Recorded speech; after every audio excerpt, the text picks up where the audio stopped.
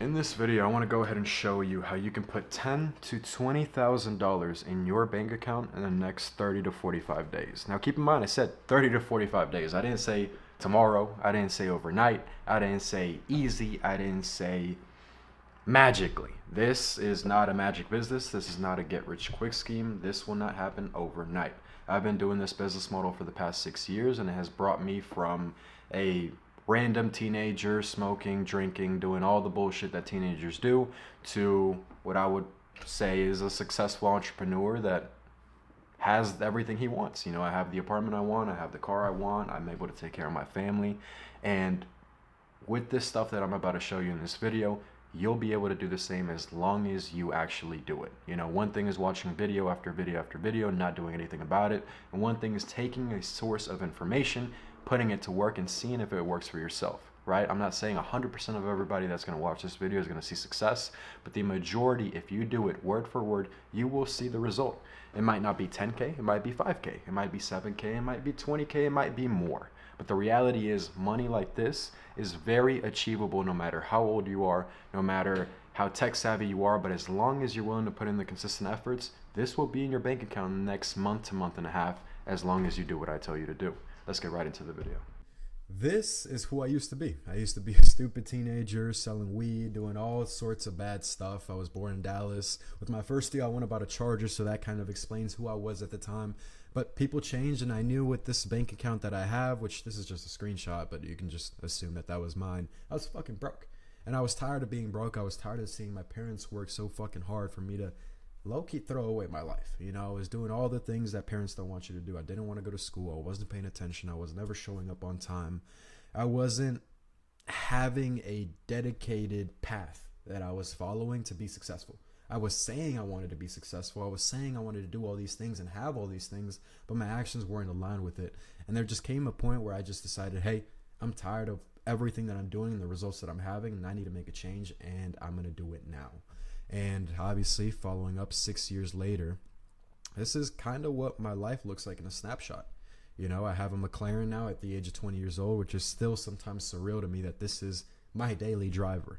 I have the apartment that I want. I have all the luxuries. I have the network of friends, which in this picture, this is in Miami. We both look like fucking Cuban drug dealers that just hit the meanest lick. But no, we started to travel now, all because of my friends, my network of friends. We all push each other to be more successful. We all motivate each other, and that's just honestly what I wanted when I was first starting off. I wanted the car, I wanted all the amenities, I wanted the luxuries. And one thing that I didn't add in this picture, because I like my privacy of my family and my loved ones, is I'm able to take care of them now. You know, I'm able to put them in a position where they don't have to work, where all their expenses are taken care of, and all they worried about is just really what they want their life to look like. You know, if they want to start a business, if they want to run their own business, if they want to work for me, if whatever they want to do, they have that freedom now. And over everything is that they can say they're proud of me, because I decided to do something that they weren't in agreement with at the beginning. Obviously, no parent wants you to not go to college, especially as immigrant parents that I have. They came to this country as immigrants to chase the opportunity, and for me to throw it away as being someone that was born here as a citizen, obviously threw them off. Obviously, they weren't the most supportive at times, but we made it, you know, and now they're proud of me, and I'm proud of them for supporting me, and now we're here now, right? So 6 years later, this is what my life looks like, and this is just to show you that I'm not special. You know, I was down this path where I was going to either end up in jail or end up dead. And now would say I'm pretty far from that, and I'm on a very good path, and, you know, we're starting to build generational wealth now, which is the most important part. Here's some of the things that honestly helped me. Some pivotal points in my life where this is what pushed me. Obviously, number one is hiring a mentor. Using money that I worked hard for to pay for somebody else and their knowledge and their attention and their energy to guide me in the right direction. Now, this isn't to sit here and tell you, oh, go buy any mentor's course or go pay anybody for the information. Be mindful of it. Obviously, do your research. Understand that they know what they're talking about and they're doing the business model that they're teaching before you invest any money, and know what you're looking for when you're spending the money, right? Because sometimes you might just be lost on what to do, and then paying somebody, they're going to guide you in whatever direction you're paying them for. So be mindful about that. I know I wanted to be in real estate as early on, I knew I couldn't get a license, so wholesale was the way that I chose, and I hired a mentor for that, and that helped me push further in the direction that I wanted to be in. Another thing is I didn't quit. You know, a lot of times, so many times I can't even count, I wanted to quit. This shit is not easy. This shit will not happen overnight. This shit will not be given to you. You know, nobody came and reached my hand and gave me the success that I have now. It was all trial and fucking error, you know. Even though I hired mentors, you know, they didn't have 100% of the answers. I had to go and find some myself or pay other people for the information. But just know that as long as you don't quit and you're making progress every single day and you're bettering yourself as a man, you will see success. Sometimes it might take a little bit longer. Sometimes it might just come up sooner than you think. But don't fucking quit. I worked when I didn't want to. You know, that was one thing that I was always used to, being mediocre. Whenever I didn't want to do something, I would quit. I would sleep in. I would stop doing something. I would stop asking for help. I would just be a loser. I would be mediocre, and that's what you don't want. Because if you put in mediocre actions into the world, that is what you're going to get back. You know, the universe is very rewarding for people that actually want to see a result and actually want to change their life. So make sure you're not mediocre and do the work, especially when you don't feel like doing it. And another thing is being grateful for, but never satisfied. Be grateful for everything you have. Be grateful for the opportunity that you have today to sit here and watch this video, to sit here and hear this video, opportunity to click on this video. You know, we're all very, very blessed and highly favored, and don't ever forget that. I don't care if you're religious. I don't care if you believe in the universe. I don't care if you're atheist. Be grateful for what you have, and you will receive many, many more blessings. So now that we got that out of the way and you kind of know who I am a little bit more, let's go ahead and just get right into it. So the business model that I do is wholesale real estate. And I do it virtually, unlike a lot of people. A lot of people recommend you to do it from your own backyard. I don't do it because I'm in a metro city. I'm in Dallas, Texas, where there's many, many, many other people trying to do the same business model. And it's competition that I just would rather avoid. Now, let me give you a small explanation on kind of what the business model is, right? We are providing value to a homeowner, aka the seller with the nice eyelashes, and providing value to the investor, this happy guy with the wad of cash. Has a property that they're willing to let go for $100,000. This is the condition of the property. Obviously, it's not in condition for it to go on the market and have a nice, happy family, working class family go live in there, right? It's all fucked up. So that means we need an investor to come buy the property, fix it up, and then now a family can live in it. But somebody has to mediate that transaction, and that's us, the wholesaler, right? So the seller's willing to sell this property for $100,000. The investor's willing to pay $120,000. I go ahead and connect the seller to the investor and make my $20,000 cut. Number one, let's go into the market. Obviously, I want you to be in a good market. The better the market, the easier it is for you to get deals. As you can see, this is a map of the United States. I want you to be in one of these blue markets. Why? Because it's easier. Somebody in a red, yellow is a higher price point of a property. Somebody that owns a property over $500,000 is not going to put themselves in a position where they need to sell their property, right? Somebody that has a property in a valuation of $100,000, $200,000 is more likely to fall into financial issues or be in a situation where they are motivated to sell. Right down here are the markets that I'm going to I'm going to tell you to avoid. Illinois, Oklahoma, Nebraska, Kansas, Michigan, South Carolina, Arizona, California. Now, can you close deals in these markets? Yes, you can. Is there heavier regulation? Yes. Is there more competition? Yes. Is it harder for you to get a deal as a beginner or as a veteran wholesaler? Yes. That's why I'm telling you to avoid these. Please listen to my advice. Now that we know what market we're going to go into, I want you to start with data. Data is the actual addresses, the actual ownership information. Here is where we're going to get it from. So data, I like to use PropStream. It's worked for years. If it ain't broke, don't fix it until I come out with my own software that's better. But in the meantime, PropStream works. ListSource is also a good software that I would recommend. It is good data. Now, for your first list that I want you to pull, I want you to have these filters in mind. High equity, individual mixed trust ownership, non-owner occupied, 5 years of ownership at least, 1950 to 2005 build of the property, 1 bed, 1 bath, non-HOA and non-MLS, aka it's not listed on the market with a real estate agent or for sale by owner. So for marketing, I will do cold calling.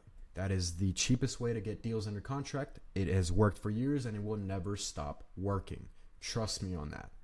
For marketing, we will be doing cold calling. We'll be using a dialer to call multiple people at once. So I don't want you sitting there with your phone, listening to voicemails, listening to the phone ring. We don't want to waste our time. It's 2025. We want to get deals fast. You can use batch dialer, ready mode, or mojo dialer. All work great. I personally like batch dialer the best, but that's just personal opinion.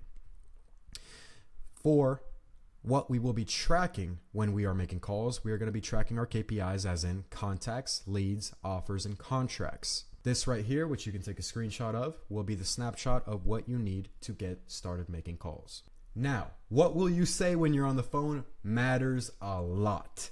You don't want to look like this guy when you're on the phone. This guy seems lost. This guy seems mad. This guy doesn't even want to be on the phone. We want to be on the phone. In your introduction of the phone call, I want you to go ahead and get this done in the first 8 seconds of the phone call.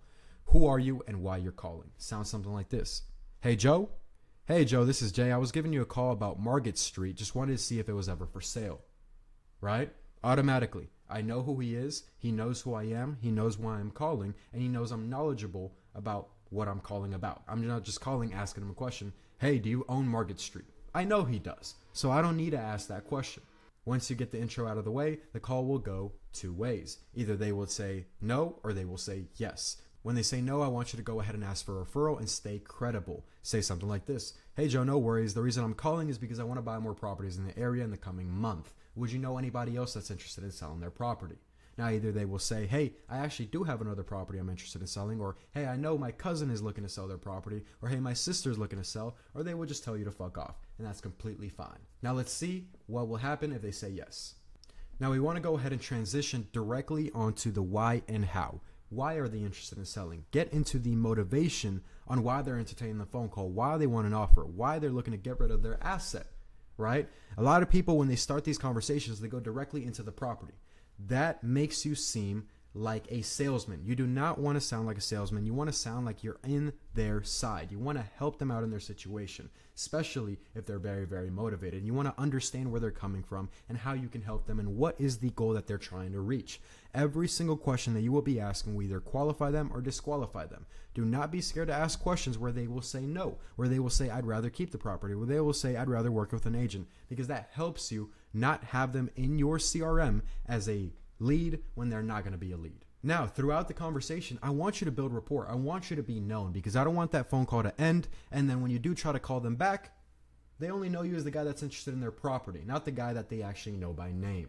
When you're asking these questions about their motivation and their situation, I want you to add personal touches to it. I want you to add humor. I want you to add jokes. I want you to actually have a conversation where it's somewhat meaningful, right? If you're asking directly about the property's condition, it's not meaningful because all they're talking about is the property. You want to talk about their situation while you, at the same time, you want to stay credible.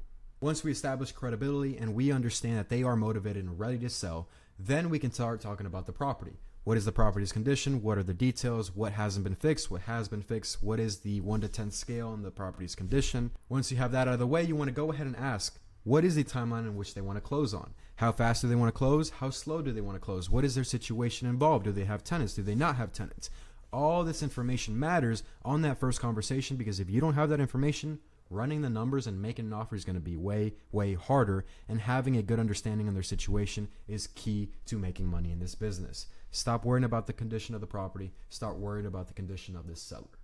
Once we have all that information out of the way, we know everything about the condition of the property. We know everything about their situation. We know how much they want to get for the property, or at least an idea of what they're looking to walk away with. We want to go ahead and set that follow-up call. We want to let them know, hey, I will be calling you from my personal number. Let me go ahead and send you a text with my name and my company name and my email, and let's go ahead and set up a call. I have time from this time to this time, or this time to this time. What time works for you?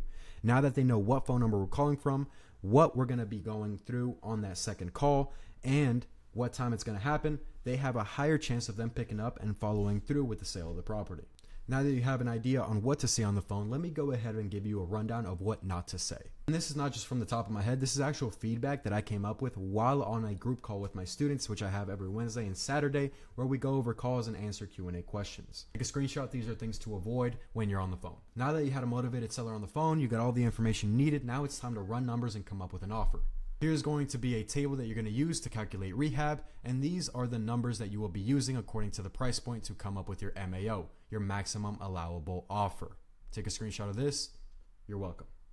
Now, once you give that offer, once they tell you, hey, I'm ready to go, they understand the process and they're ready to sign off on the agreement, I want you to put your purchase sale agreement into DocuSign. You can use a 30-day free trial. You send it over to their email. You only send it over when they let you know if it's been sent or not. So what you're going to do is you're going to have them on the phone. Hey, Mr. Seller, do you have your email open? Yes, I do. Perfect. I should have sent already. Can you check your email? You didn't send it at all. You're just checking that they actually have their email open. And they say, hey, nothing's came through. Perfect. Let me double check and send it again. Once it's sent, you keep them on the phone. You let them know, hey, it's company policy. If you have any questions over the agreement, I'm happy to answer them while we're on the phone. Handle any objections that they bring up and get that contract signed.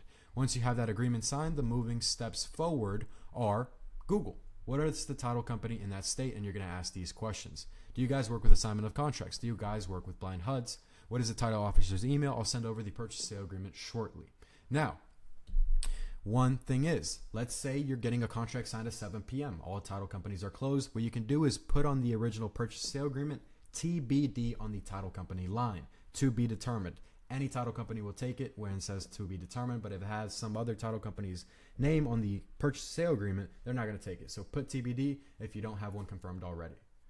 Once you have the property under contract, you will need to start building a dispo package to go ahead and start marketing for buyers, right? So I want you to have the pictures in there, so you can get the pictures either from the real estate, you can get the pictures either from a real estate agent, you can get it from the seller, from the tenant, you can get them from the investor. Have an investor go and walk the property and take pictures for you, put them in a Google Drive link or a Dropbox link, and have that in the dispo package. I want you to add all the comparables of the properties that sold in the area before, and they're comparable to your property and where you got your numbers from.